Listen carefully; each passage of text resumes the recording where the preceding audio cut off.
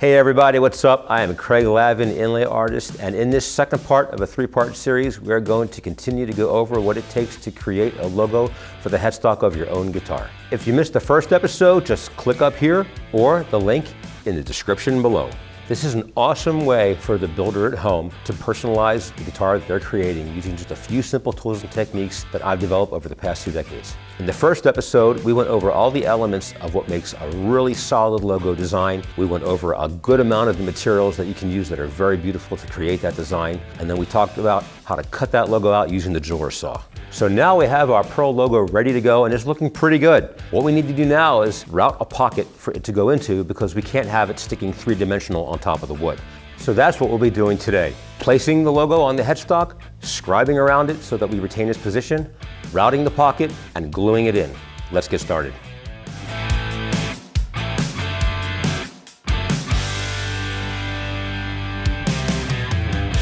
Okay, so when you're deciding on what to do and what to inlay with your new skills that you develop from watching this video series, you can inlay into a finished guitar if you're prepared to take that risk. Even if you're set up for it, even if you're an awesome tech guy and you work on finished instruments all day, inlaying it is a lot more work than it's worth on most guitars. So it is really, really advisable to work with something that we know step by step we've created. That is your safety net. For example, this Les Paul kit, this one has no finish on it. You're not impacting anything by taking this headstock veneer off. You could take the nut out, you could sand off that veneer, you could steam it off, whatever kind of glue you use, you could redo the thing entirely with very little risk and low risk to the rest of the instrument.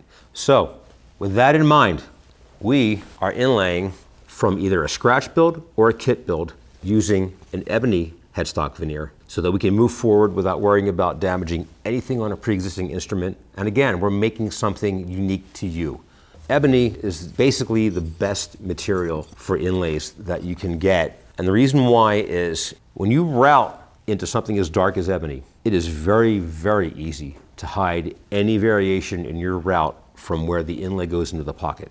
So on a scale from 0 to 10, 0 being the easiest and 10 being the hardest, ebony would fall at about a 0. Then you have your darker woods like your walnut and your rosewood. Rosewood is easier, but it's a little bit oilier, so sometimes glues don't work as well.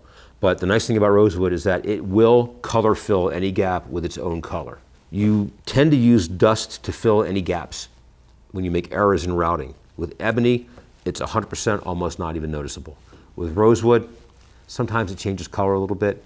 As you go up that scale toward lighter woods, you cannot really use maple at all. Maple tends to drink in the glue, it drinks in stain. So maple is very, very tough to inlay until you get a little more advanced and you have your routing really down pat. So let's figure out where we're going to position our inlays that we cut out earlier. We had a blank headstock plate. We took our guitar headstock template. You need to have your tuner holes. You need to know where your truss rod cover is going if you have one. You need to know where the nut falls. You need to know if you have a binding going on and how much space that takes up. You need to know what your tuner washer or grommet space will take up because you really want to not cover up any of the inlay if it's possible. What you want to watch out for the most when you're inlaying a logo is that it's centered properly and that it falls exactly where it would look the best on your headstock design pattern. So we have already taken this template and transferred it to our ebony veneer. We do have a truss rod cover probably going in. We know where the nut's going to fall. And we know where the tuner washer diameter is going to wind up. We have a center line and we're ready to position this. Get yourself on a straight edge and locate where you want your inlay to go. We're going to take the StewMac logo which we cut out. And again, we want to be really careful at this. You do not manhandle your inlay pearl. You are gentle the whole time. There are still ways of breaking this. Here's where our upper washers are going to be. It falls very nicely into this position. Make sure we have our straight edge straight.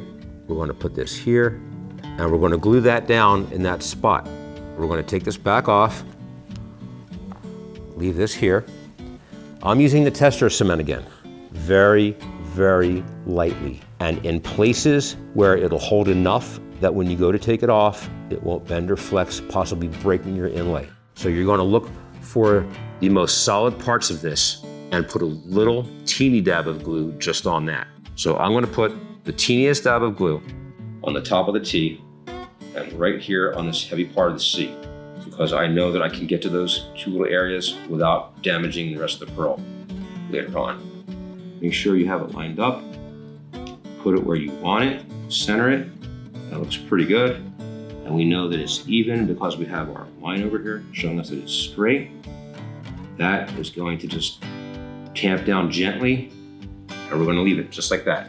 Next, we're going to take our logo, which we make sure is in the proper position.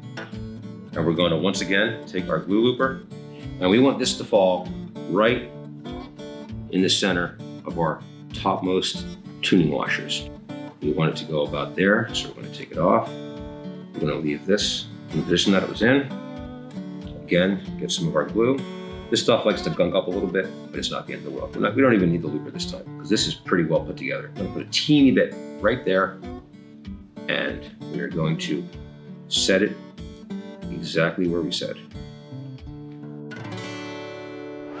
Okay, so it's been about 2 hours that we've given this glue that we put on our pearl piece time to dry. What we do now is you need to generate this pattern again so that we can route cleanly and inset this into a pocket that's pretty tight.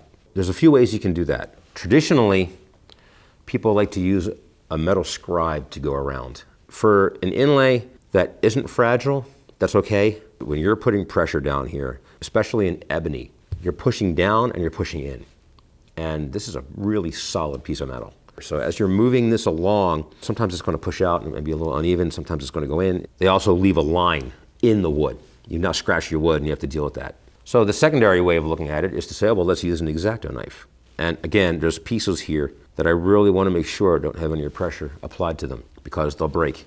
The best way that I've found over all the time I've been doing this is to use something as simple as a push lead mechanical pencil. And the beauty of using this to generate your pattern around the pearl piece that you have is that this is going to break way before the pearl is going to break. It's very gentle and it leaves a nice dark line. And when you set up your lighting for routing properly, you'll see that dark line and then you'll route to that dark line. If you have an error, you can just erase it and redraw it again. It's really, really nice to use. So we're just going to go in and start drawing and pressing gently against it and generating as dark a line as we can. If you draw all over the place outside the line, that's fine too. Doesn't matter. Because you're only trying to clear out, when you route, the exact logo. We're going to start with the fret position down here and just go in. You can go over it more than once, that's fine. All right, that one's done. And we can now go in gently and remove it. A couple ways you can remove these things. You can take some acetone and a little dropper and put a little bit of acetone down. We're not going to do that on this one because it's synthetics. But for the pearl, if you have really fragile pieces, you may not want to take pressure with a blade to lift it back up. So just take a teeny bit of acetone and put it right where you know your glue marks are, and those will dissolve right back away again. But we're going to go in with this one, with the razor blade, and just carefully go in, just like this, and just pop it right off. Okay? You can see the glue mark where it was left. We can go in and take that off, or not, it doesn't really matter. Clean it up. And now you're left with a nice routing line, if you can see that. A little bit, kind of iridescent almost, right? And lights up. Now we're going to do the StewMac logo. We'll do the outside first. And we'll go over it so that it's nice and dark. You can just color in the inside completely. Anywhere there's going to be wood inside, color that in solid. Do the inside. And this is, you can see how this little 0.5 size lead is getting in, even to these little spaces here. It's getting in, which is really nice. Okay, and it broke, and that's fine, because only the lead broke, not the piece. Doesn't fit in here, not gonna matter. So when we're routing, since that doesn't fit anyway, we're just gonna get rid of that. There's no way you're gonna be able to preserve that teeny little piece.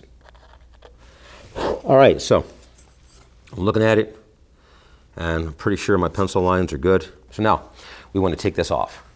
I'm gonna do it with the razor blade, but you have to just know that you can't push it. You have to be very gentle as you go. See how it lifted up a little bit? It did lift up a little bit. It didn't crack, thankfully, but it did lift up a little bit.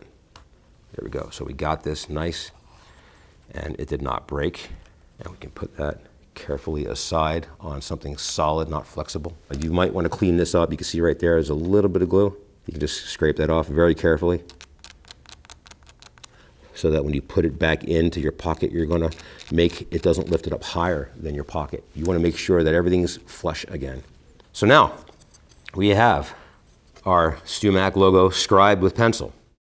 Okay, so before we start routing, we need to talk about depth and how it matters and why it matters in relation to your materials that you're using and what you're inlaying into. In this case, again, an ebony headstock veneer. You make sure that your calipers are at 0. And we're doing everything in inches right now. The veneer itself is 90 thousandths. The pearl is about 40, about 0.39. That's pretty darn close. We're not going to worry about the thickness of the red Atlantean material that we chose to make the Stuart McDonald little fretboard logo, because you're sanding all that excess away anyway and going to the thinnest part of the multi-piece inlay, because you want to get your depth set to what the thinnest material was, and in this case it's that little side dot that we used for the position markers, and that is about 50 thousandths. You order them at 50, so we're going to double check this one and make sure that we're accurate. So we're back to 0 again, and the way you do this is the little extension of the caliper comes out from the bottom.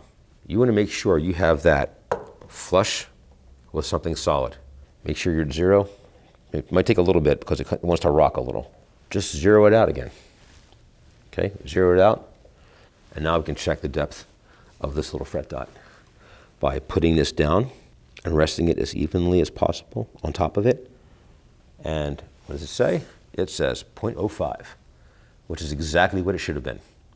So when we go to inlay this and route our pocket, we can double check that it's 0.05 by using the same technique.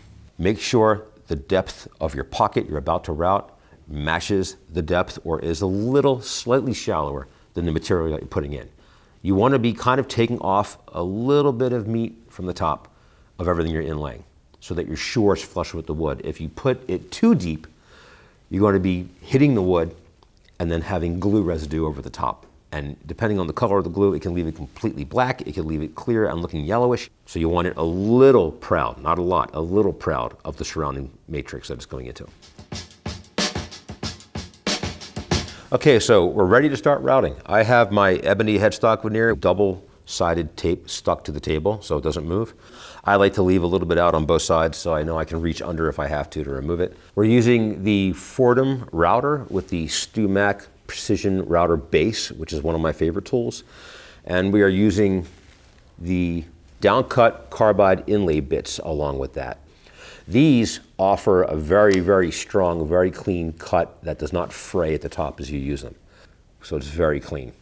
One of the things that matters the most before you start routing is setting the proper depth of your router tool. Hopefully you have the same pearl that you cut your logo from.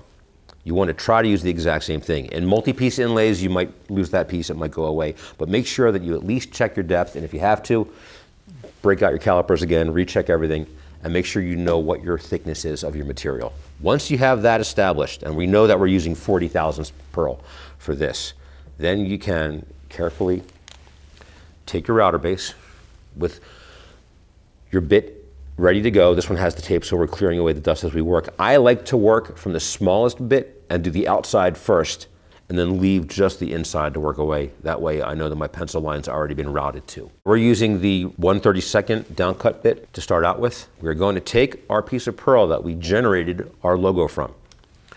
We're going to very carefully lay it down and feel where that bit's coming through. And you can see here, if you take a razor blade, that blade's going to stop because it's hitting that bit. You're going to carefully bring this up. You have to raise both sides to the point where you can no longer feel that bit.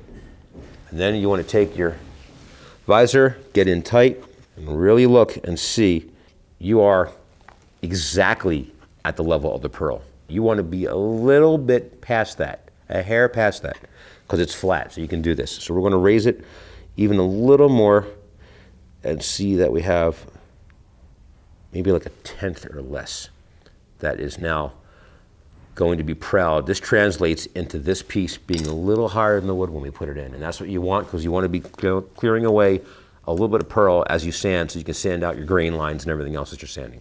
Then we're going to lock this down, tighten these down, make sure these are flush. These have to be flush first. These are really nice and big, so you can hand tighten. And then we double check again because things just moved. So you want to always make sure you're where you want to be. And that's perfect now. So don't touch these again. These raise it up, these lower it down. Now we're tightening down, and we're down where we want to be. You can see that there's a little bit of pearl exposed. When we finally inset this, after we take our time and do this carefully, it should sit just enough that you feel it when you run your finger over it. Okay, so we're ready to start routing. We have our depth set. We have this locked in place so it doesn't move and change that depth. And for protection, there's a couple things we're going to do. We have a little fan blowing so that it blows the dust away and so it doesn't go up in our face. We have my visor, which is going to protect my eyes as I route. You really want to have eye protection, of course. But this little piece of tape right here, which is a great trick, this is going to blow away all the dust you generate by routing. And this will keep our little micro work area very clean so that you can see that line. From the angle that I'm at, this pencil line is completely lit up and reflecting, which is awesome. We want to work clean. We don't want to rub it too hard with our hands. We want to have our nice clean base. We are ready to go. One of the little tricks that I use to help route very nice and tight is I will not just go in and plunge and start pushing. I do a little bit of a seesaw, up and down effect as I go, especially around the tight little inside areas. I'm going to try to do all the little inside pieces first, and then I'll start doing the outside pieces.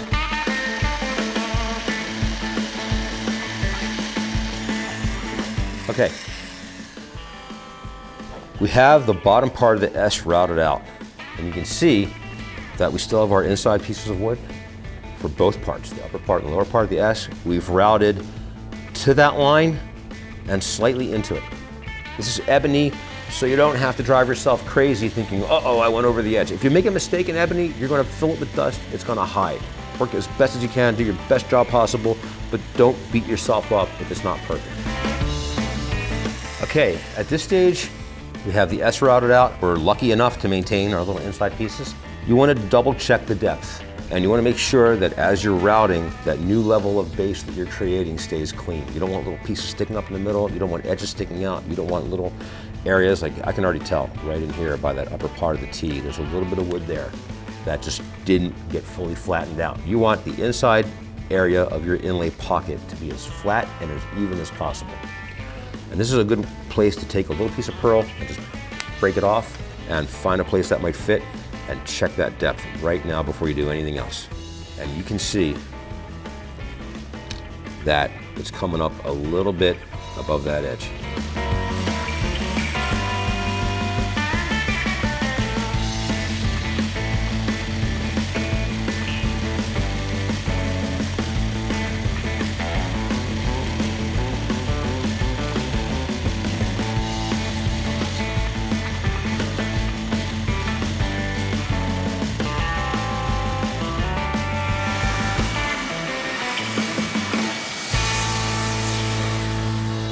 Okay, so we're done routing the first part of this inlay, which is the StewMac logo.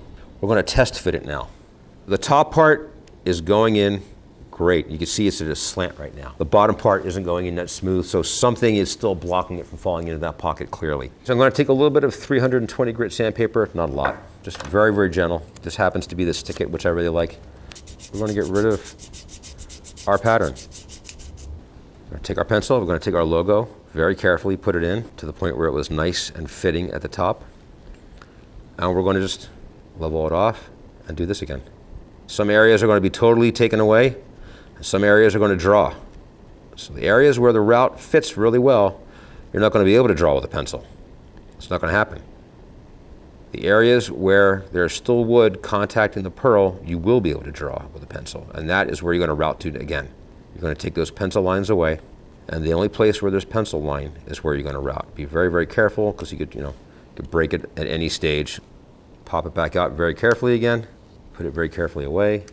And now you can see again, you got some pencil marks here.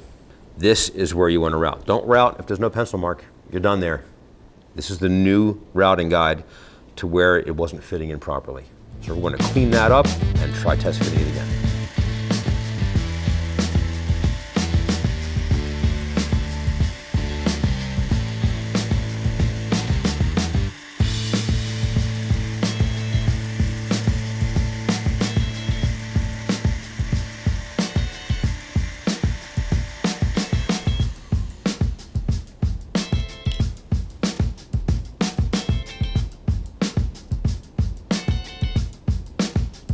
Okay, now it fits in. For Ebony, this is plenty tight. It's gonna look great when it's done. So we're done routing the StewMag logo portion of this two-part inlay, and we're gonna very carefully look at it again, and we're gonna feel that if you run your finger over it, then it's a little bit proud of the wood itself, not too much. This is really, really good, not unhappy with it. I am going to now carefully remove this, very carefully, tease that out. We do not ever force anything with pearl. Okay, now we're doing the second part of this logo, which is the fretboard piece. This is two different materials. It's mother of pearl little side dots, and it is red Atlantean, which we cut. The difference between this earlier one and the new one is the thickness. So we need to reset our precision router base to the proper thickness for this one. If you don't, you're gonna sand through it all and it's gonna be way more washed out. It'll still work, but again, it's all about preserving those colors, and we really want to preserve the color of the red. So you want this red Atlantean material to be as thick as possible. All right, so we're going to take a piece of pearl that we know is 50 thousandths. I happen to have some black pearl here that is 50 thousandths, and we're going to do the same trick that we did with the 40 thousandths mother of pearl. We're going to take this up to our precision router base. We're going to put it up against it, or we're going to see that we can lower this a little bit. So we're going to loosen these. We're going to say that's good. All right, we're going to tighten it down to that. And once it's tight, we're going to check it again because things just moved. Totally fine. Now we're going to route out the area for the fretboard part of this logo. Okay, for this one, I'm going to start by just a little bit of a plunge route right in the corner. So we're going to just start by going in and going around the edge and hollowing out the middle.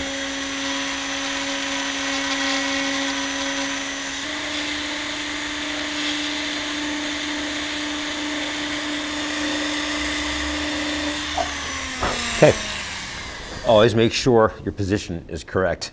We want to make sure that one single dot is on that side and the double dots are on the further side.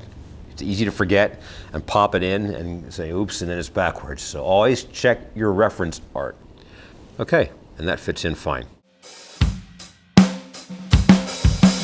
We're ready to glue this in now. And there's a couple really important things you want to do to make sure that you're safe with what you're doing, as well as not completely ruining it at the last few stages. We've untaped the headstock veneer, and you want to make sure that all of your dust is out of those route pockets. If it isn't, and you start putting in pieces of inlay and glue it in without realizing it, they will be completely unlevel, and you do not want that right now. So you want to make sure they are totally clean, test fit them again if you have to, and then you're ready to move on.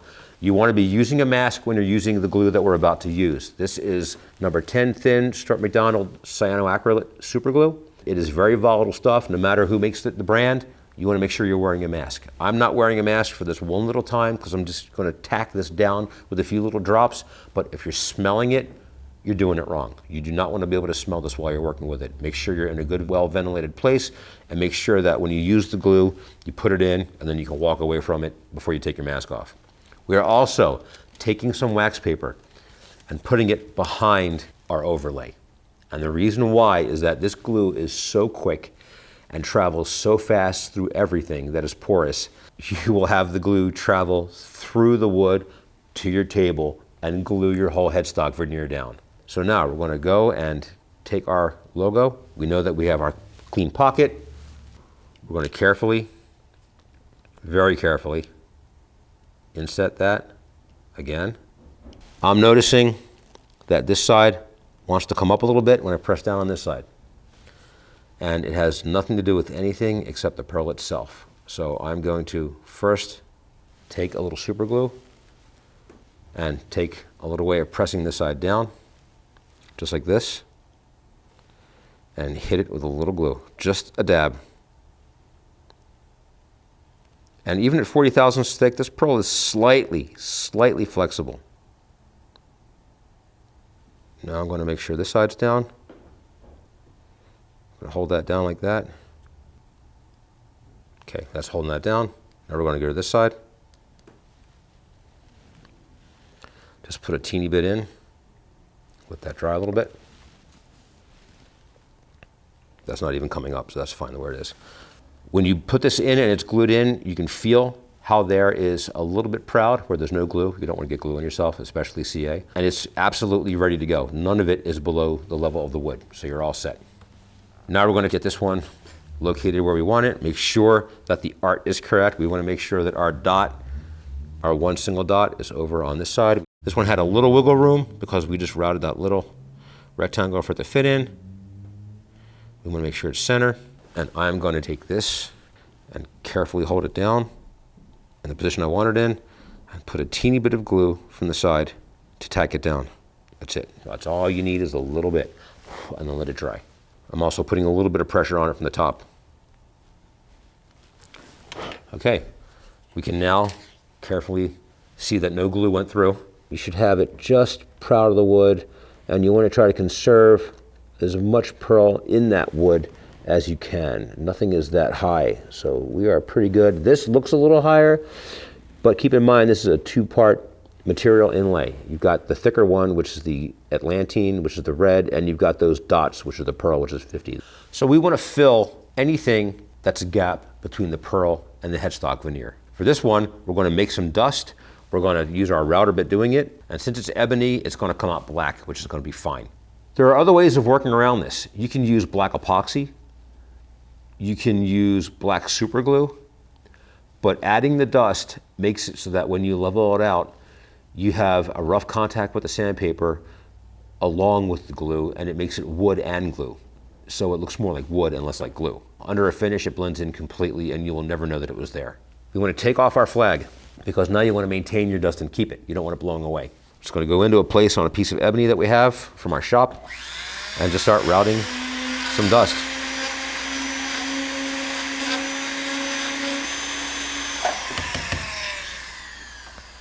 Now we're going to do one extra thing. We're going to take this black Sharpie, and this is really great because when this Sharpie hits this wet glue that's about to go in, it's going to spread through the dust and through any of these spaces and make it even more black. So we're just going to draw with this Sharpie around the edges everywhere it's making contact with that wood, because you really don't want to see pearl around your route. You want to see black around your route. And since we're not using black glue, this is one way of kind of making your own black glue. I only tacked it down in a few spots because you want that glue to draw under. It draws this marker with it, and it draws that dust with it, and it pulls it into the inlay because it's very fast glue. You can even make the whole thing black. And that way when you're sanding it away, you know if your sanding is even, which is very nice. You want to make sure you sand totally even on these things. All right. Next up, take your dust which you've generated and just get it in all those little fill holes. Just tap it on like that and gently work it in. Massage it in to everywhere that has an opening. Okay, don't be too forceful. You're not going to break anything by now though. The only way something's going to crack now is if you bend this head plate. So just keep it flush with your table and you're all set to go. Maybe you have a little cup for any of this dust that's left over, because you don't want to have a ton of dust you have to sand through. You want to sand through as clean as possible. Keep this as clean as you can get it, but just make sure that everything has a little ebony dust in there. I'm going to put a little extra here by this S because that is where the biggest gap was that we generated. This is extra. We don't need this. You could save this for later. This is the worst this is going to look in the whole process. It's going to look horrible after this, and that's exactly what you want. So let's glue it up. Okay, I'm making sure that I have my respirator on because you do not want to breathe this in. Eye protection helps as well. You want to make sure that this glue does not splash as you're using it, so be slow and methodical as you go. It's going to work its way down as you hit it and spread very fast. You can see how it moves underneath. It's filling in all those areas under the inlay as you hit it with glue. That's why it gets sucked in. See how it's sucking in? It starts up high and then goes right in. Which is also why you want that wax paper, because with different woods it moves through. You don't need a ton of glue. You need enough though to know that it dragged all that dust in. I'm keeping the respirator on because it's giving off fumes, but the cool thing is you can kind of see, if you look at it now, there are areas of that pearl that I covered with black Sharpie that are now white. That Sharpie was sucked off and dragged into the gaps. Now you let this dry, or you really want to let it dry overnight. So we're going to come back once this is dry, and we're going to finish this off. We are almost at the final stages of creating your first inlay. Don't judge it right now. This is the worst it's going to look. Sometimes they look worse than this. This is all going to sand away when you start working on this after it's dry. We want it to dry for about 24 hours. We could be using accelerator to help speed this along. A lot of accelerators turn the super glue white, and that's something that you really don't want happening either. For an inlay like this, we want to just give it the time that it needs to cure. So make sure to click on that next video, episode 3, where we're going to go over the essentials of sanding, leveling, and touch-up so that your inlay is absolutely as perfect as it can be and you're proud of your accomplishments.